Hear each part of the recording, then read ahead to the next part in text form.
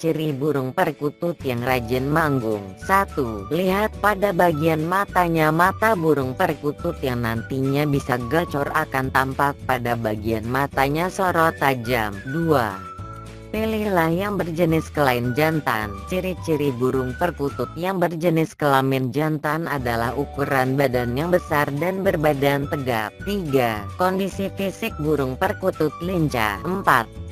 Bulu burung perkutut halus dan susunan bulu teratur. Penggemar burung kicauan jenis perkutut saat ini sangat sedikit dan bisa dibilang sangat jarang yang mau memelihara burung perkutut. Akibat banyaknya burung impor seperti lovebird dan juga burung kenari ini menjadikan harga burung perkutut tersebut murah, dan juga mudahnya cara membudidayakan burung perkutut juga sangat mudah sekali, dan cara beternak burung perkutut sama halnya dengan cara beternak burung puyuh, namun yang membedakan adalah burung puyuh diambil telurnya dan burung perkutut diternak untuk diambil anakannya. Semoga bermanfaat.